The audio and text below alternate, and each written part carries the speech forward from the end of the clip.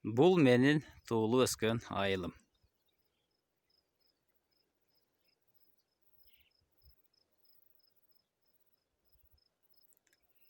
Бұл болса менің қиялым әлі.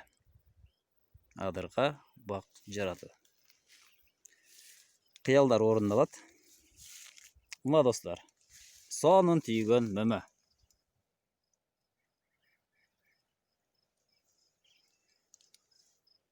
Бүгін достар, Шабдалыдағы запас қою бойынша біраз түшінік беріп кетейін. Шабдалыдағы запас қойылған бұтақ.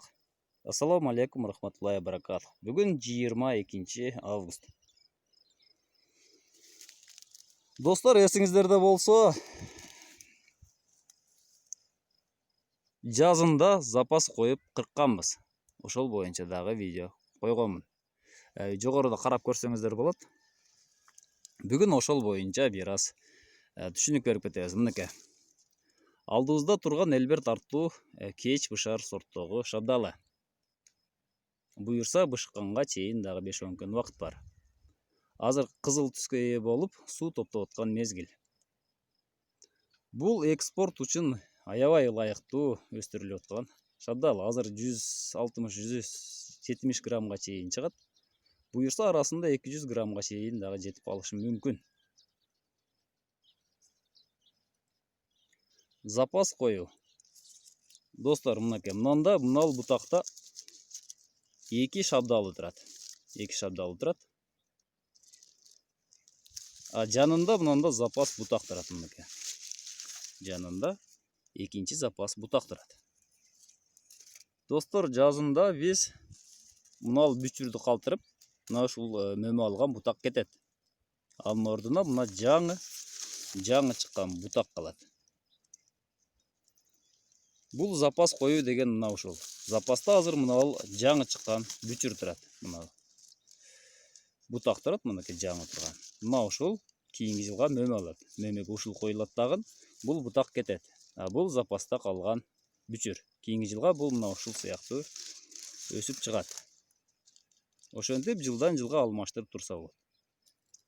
Өткөндө жазда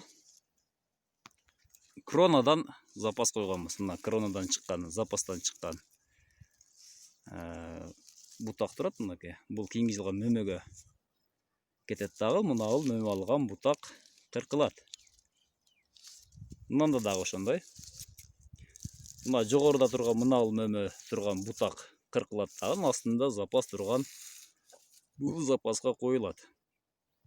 Коюлганда дагы мына 4-5 гана бүчүр коюлат. А калганы мына ал жерден кыркылат. Бул максат мөмөнү чоң-чоң жетиштирүү.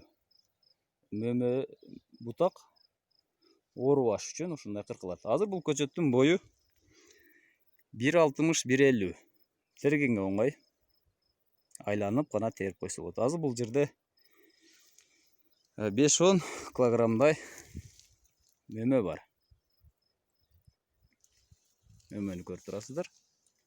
Мөмөлөр чоң-чоң. Мынага маани бербей эле коюңуздар. Булардын мөндүр согулуп кеткен. Мына ошондой достор. Запас койгондо дарак жогоруга бийиктикке өсүп кетпейт.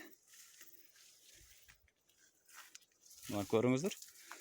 Учуна беймарал кол тийип турат. Мөмөнү тергенде айланып гана терип койсо болот. Дарактын башына чыгып жүрбөйсүздөр. Күн тегиз тиет, мынакей. Күн айланып тегиз тиет. Формасы бул кесесимал формада. Кронадагы бутактар алмаштырат. Айырмасы ошол. Эски классикалык бакка караганда бул мөмөнү сапаттуу бериши менен айырмаланат. Классикалык формада мына ушул форма негизги скелет сакталат дагы.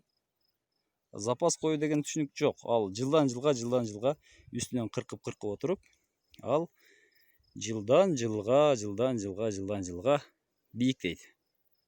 Бутак карып калат. Мына ошондой шабдалы полыкарлик деп айтып келем. Шабдалы полукарлик болуп эсептелет. Шабдалдын атайын карликтердин, полукарликтердин издеш кереги жок. Шабдалы уже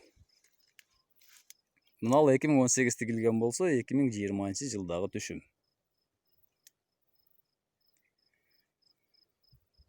Ушундай достор, сиздер менен кайрадан байланышканга чейин сак саламат туруңуздар.